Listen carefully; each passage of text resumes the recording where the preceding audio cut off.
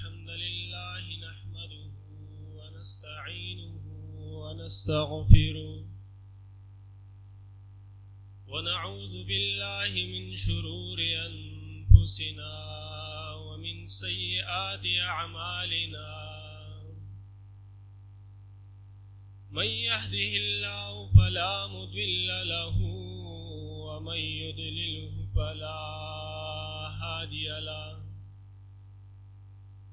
وأشهد أن لا إله إلا الله وحده لا شريك له وأشهد أن محمدا عبده ورسوله اللهم صل على محمد وعلى آل محمد كما صليت على إبراهيم وعلى آل إبراهيم إنك حميد مجيد اللهم بارك على محمد وعلى آل محمد كما باركت على إبراهيم وعلى آل إبراهيم إنك حميد مجيد أما بعد فإن خير الحديث كتاب الله وخير الهدي هدي محمد صلى الله عليه وسلم وشر الأمور محدثاتها وكل محدثة بدعة وكل بدعة ضلالة وكل ضلالة في النار أعوذ بالله السميع العليم من الشيطان الرجيم من همزه ونفخه ونفسه يا أيها الذين آمنوا اجتنبوا كثيرا من الظن إن بعض الظن إثم ولا تجسسوا ولا يغتب بعضكم بعضا أيحب أحدكم أن يأكل لحم أخيه ميتا فكرهتموه واتقوا الله إن الله تواب رحيم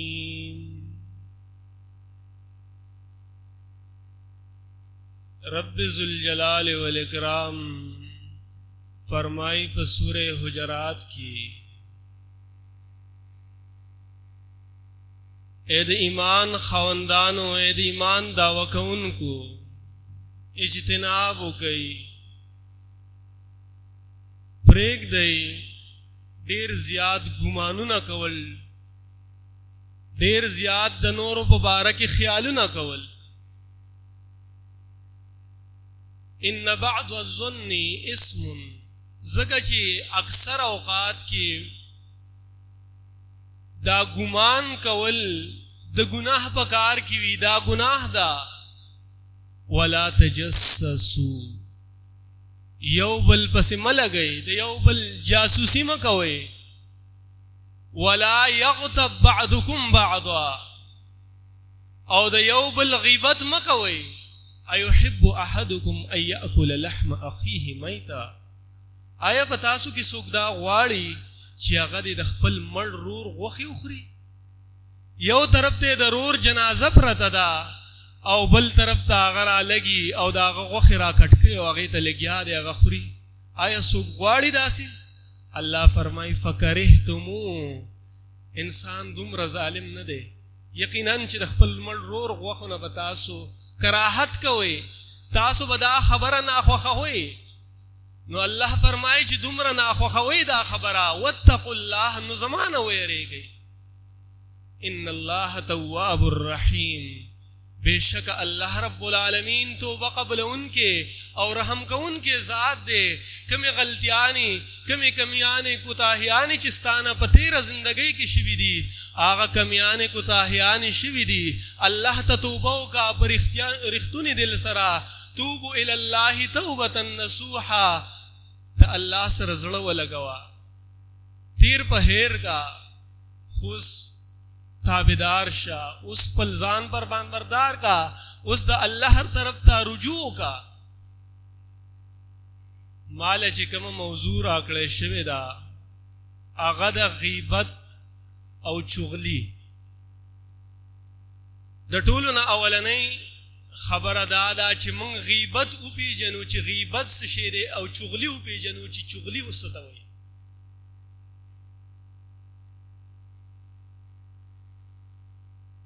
غیبت باره کې چې کله صحیح بخاری کې دی, د الله نبی صلی الله علیه وسلم نه تپوس شو, ابو هريره رضی الله تعالی عنہ نه روایت دی چې د الله رسول صلی الله علیه وسلم دا غیبت وایي ستا. نو رسول الله صلی الله علیه وسلم دا غي ذکر کو ذکرک اخاک بما یکره, د خپل رور داسې خبره کول بل ځای کی که چېرته هغه رور ته پته ولګي نو هغې ناخوښه وګڼي چې یار د زما په باره کې داسې خبره وکړه, دله دا نو کول پکار. صحابه کرام رضوان الله علیهم اجمعین عرض وکړو د الله د نبی صلی الله علیه وسلم که چېرته زمونږ په رور کې هغه کار هغه خبره موجود وي, نو رسول الله صلی الله علیه وسلم وفرمایل همدغې ته وایي غیبت, چې د خپل رور کمی کوتاهي ته بل سره ذکر کې هغه خلکو ته خبره رسولی شي کوم چې د هغه اصلاح کولی شي, خو نه موږ د مزې اخیستو دپاره هغه خبره ذکر کوو, د هغه د عزت لوټ کولو دپاره هغه خبره کوو, د هغه د بدنامولو دپاره دغه خبره کوو. غیبت ته ولې د مړ رور غوښې خوړل ویلی شوي دي؟ ځکه غیبت چې کله د انسان کیږي نو انسان په هغه محفل کې موجود نه وي, نو د هغه مثال د مړي دی. که هغه په هغه محفل کې موجود وي نو هغه به خپله دفاع کې څه پیش کړي وي, خپله صفایي به یې کړې وي, خو هغه لا په هغه محفل کې موجود نه دی.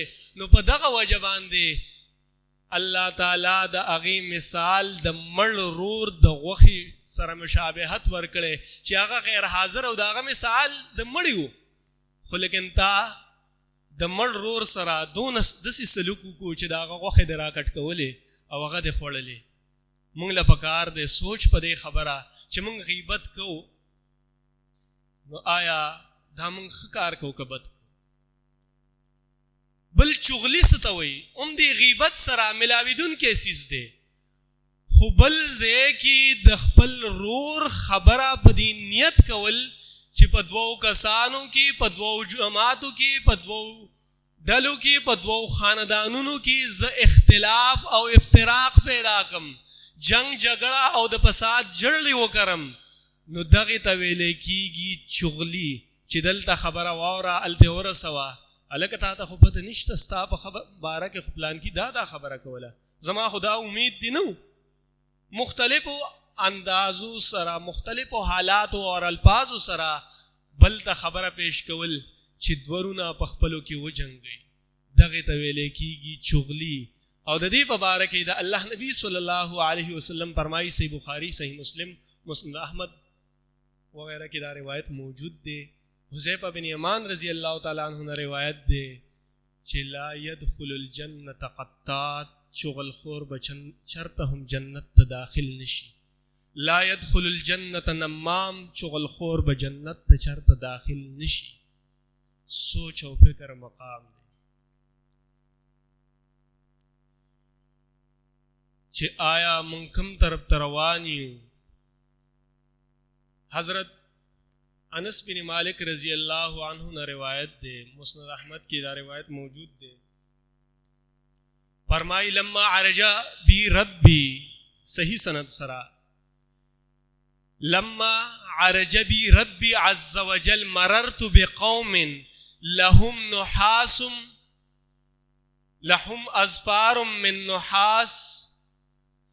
کله چې الله عز وجل په ما باندې د اسمانونو سیلو کو معراج وکړو نو الله رب العالمین چې دی زه د جبریل امین علیه السلام سره په داسې یو قوم باندې تیر کړم چې هغه خلکو د د تانبی نکونه د هغې د تانبیو یخمشون وجوههم وصدورهم او هغه خلکو چې دی د هغه تانبو په نکونو سره خپل مخونه او خپلې سینې راشلولې راشوکولې. فقلت من هؤلاء یا جبریل، ما تپوس وکړو یا جبریل دا څوک دي، دا کوم خلک دي؟ قال هؤلاء الذين يأكلون لحوم الناس. جبریل امین علیہ السلام او فرمایل اے محمد صلی الله علیه وسلم دا خو هغه خلق دي کوم خلقو چې با د خلقو غوښې خوړلې، د خپل ورونو غوښې به خوړلې. غوښې خوړلو څه مشابهت ورکړی شوی دی د څه سره؟ د غیبت سره. نو یعنی دا هغه خلق دي کوم خلقو چې با غیبت کولو، ويقعون فی اعراضهم او دا غي عزتونه به لوټ کول. غیبت کې د خپل رور عزت مجروح کول وی، دا غي عزت لوټ کول وی. حالان کې د الله نبی صلی الله علیه وسلم د حجت الوداع په موقع باندې او فرمایل چې د مسلم عزت پتاسو باندې دومره معزز او دومره مکرم دی، دومره قابل احترام دی که حرمت یومکم هذا که بلدکم هذا که شهرکم هذا، لکه څنګه چې د دې خار د دې میاشتې او د دې ورځې حرمت پتاسو باندې دی، دغه شان د یو مسلم عزت پتاسو باندې کول پکار دی. تاسو له یو مسلم له دومره مقام او مرتبه ورکول پکار دی. د ټولو نه اول زه په دې کې ګناهګار یم، منګه دا غیبت چغلی دا اړو ګناه نه ګڼو. دا خبرې به د ښځو په باره کې ډېرې کېدې، خو نن سبا سړي هم د ښځو نه کم نه دي. موږ هم ډېر مخکې وتي یو په دې معامله کې. حضرت جابر رضی اللہ عنہ نے روایت دے مسند احمد کی صحیح سند سرا.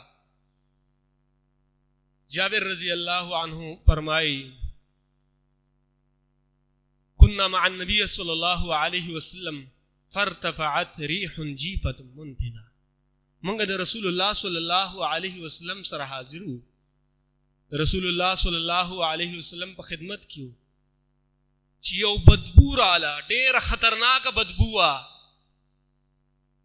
رسول اللہ صلی اللہ علیہ وسلم فرمائل اتدرون ما هذه الريح؟ اے صحابہ آیا تاسو تا معلوم چا چی دا بدبو چی دا دا صدا؟ هذه ريح الذين يغتاب المؤمنين. دا دا آغا خلقو بدبوی دا کمو خلقو چی دا مومنانو غیبت کولو، یعنی د مومنانو غیبت کوونکو بدبوئی اللہ تعالی ایمان والاو تا واغ صحابو تا او محمد رسول اللہ صلی اللہ علیہ وسلم طرف ترولے گلا او صحابے د دې خبرنا خبردار کړو چې یرا د مسلمینو د مومنینو غیبت کول سونا غټ جرم دی، دا خلقو نه بسنګ بدبوئی زی. دا اللہ نبی صلی اللہ علیہ وسلم فرمائی ابو مالک اشعری رضی اللہ تعالیٰ عنہ او عبد الرحمن بن غنم رضی اللہ تعالیٰ عنہ مرفوعا روایت دے بسلسلۃ الصحیحہ او مسند احمد کی دا روایت. ان خیار من عباد اللہ من هذه الامہ، چی بے شکا دا اللہ تعالی بہترین بندگان پا دی امت کے آغا خلق دی اذا رؤو ذکر اللہ، کل چی تاسو آغا خلقو تا اگو رئی نو تاسو تا اللہ یاد شی. دا اللہ بہترین بندگان آغا خلق دی چی تاسو تا اگو رئی دا غید ملاقات سرا تاسو تا اللہ یاد شی. وَإِنَّ شِرَارَ عِبَادِ اللَّهِ مِنْ هَذِهِ الْأُمَّةِ، او یاد ساتے دا اللہ پا بندگانو کی بدترین بندگان آغا خلق دی المشاؤون بالنمیمہ، کم چی چغل خوری کئی دو جنگ گئی دا دیزی کے خبر آوریدلی التا رسولی التا آوریدلی دلتا را رسولی. المشاؤون بالنمیمہ چغل خور وی. المفرقون بین الاحبہ، او دو محبت کو ان کی تفرقہ جدائی بغض حسد نفرتونه جنگ جګړه پیدا کوي. الباغون البراء العنت او په پاک دامنو انسانانو باندې په بے قصور انسانانو باندې تهمت لګئی. دا د الله په بندگانو کې په دې امت کې د ټولو نه بدتر خلق دي. سوچ مونږ لا پکار دی د الله بندگانو چې آیا مونږ د الله په بهترینو بندگانو کې شامل یو که په بدترینو بندگانو کې شامل یو. مسند احمد کی دی صحیح سند سرا ابو برزہ اسلمی رضی اللہ تعالی عنہ نے روایت دے کہ رسول اللہ صلی اللہ علیہ وسلم فرمائل یا معشر من آمن بلسانه ولم يدخل الایمان قلبا. اے آغا خلقو کمو چې په اسلام سره دعوه کړي په خپل جبو باندې، کمو خلقو چې دعوه کړي د ایمان په خپل جبو باندې ولم يدخل الایمان قلبا، لیکن د هغوی زړونو ته ایمان داخل شوی نه دی. دا الفاظ د الله نبی صلی الله علیه وسلم په دومره تیز आवाज سره وفرمایل چې التا په کورونو کې په پردو کې ناستو جنکو هم دا आवाज واوریدو او سیو فرمایل لا تغتابوا المسلمین، د مسلمینو غیبت مکوي، ولا تتبعوا عوراتهم، او ما د اغي غیبونه تلاش کوي، د اغي پردې مو چتوي. فانه من يتبع عوراتهم، یاد ساتئ سوک چم د مسلمینو عیبونه تلاش کئی داغی غیبت کئی یتبع الله عورته، نو اللہ تعالی با دا آغا کس عیبونه دا آغا کس پٹ سیزونه خلق تخکارا کی. ومن یتبع اللہ عورتا، او یاد ساتی چا پسی چی اللہ ولگی دو اللہ چی دا چا غیبونه خکارا کول شروع کرو یفضح فی بیته، نو اللہ تعالی با آغا پا خپل کور کی ذلیل و رسوا کی. سوک چی دا نور مسلمین و غیبون تالاش کئی، دا غی غیبت کئی، دا غی رازون اخکارا کئی، اللہ با دا غی رازون اخکارا کئی. او سیو فرمائل دا چا رازون اخکارا کول چی اللہ شروع کرل، نو په هغه کور کې چې په کم کور کې د عزت او مقام او د خبره بچلې دا د خبرې با اهمیت په هغه کور نه بم دا ذلیل او خوار شي رسوا بشي. ولې چې دغه بنده د الله د نور بندگانو د مسلمانو عزتونه چې لوټ کول، دا غي غیبتونه چې کول، سوچ او فکر مقام دی چې غیبت کول څومره لوی جرم دی. غیبت کول د خپل رور غوخي خوړل دي. غیبت کول انسان چې دی په بدترین مخلوق کې ځان شاملول دي. غیبت کول ځان د جهنم نه محروم کول دي، چغلی کول جهنم جنت نه ځان محروم کول دي. موږ له سوچ او فکر پکار دی آیا چې نن موږ په دې ګناه کې شامل خو نه یو؟ یقیناً چې سره زما په دې ګناه کې موږ ټول ډوب یو. نو دا الله نه دعا کوو چې الله مونږ د داسې ګناه نه وساتي. دا د بدترین خلکو مثال دی، حماز مشاء بنمیم چې غیبتونه کوي، چغلیانې کوي، ګرځي را ګرځي، دلته خوله ووایي هلته خوله ووایي، د یو خبره یو ته وړي، د بل خبره بل ته وړي، د معاشرې د اصلاح په ځای چې دی د معاشرې د بګاړ سبب جوړیږي. او دا د معاشرې بګاړ چې دی د دین اسلام دپاره د اسلام د ترقۍ دپاره غټه خطره ده. من خپلو کې محبت د دې د وجې نشو کولی، من خپلو کې یو ځایوالی د دې د وجې نشو اختیارولی. د الله د رضا دپاره نن من ټولو له دا واده کول د الله سره پکار دي چې الله موږ له دا توفیق راکړي، موږ به ستا د بندګانو د مسلمینو غیبت نه کوو، موږ به د مسلمانینو پردې چې دی نه اوچتو، موږ به د مسلمانینو عزت او اکرام کو. الله دې موږ ټولو له په دې ټولو خبرو باندې د عمل کولو توفیق راکړي. واقول قولي هذا استغفر الله لي ولكم.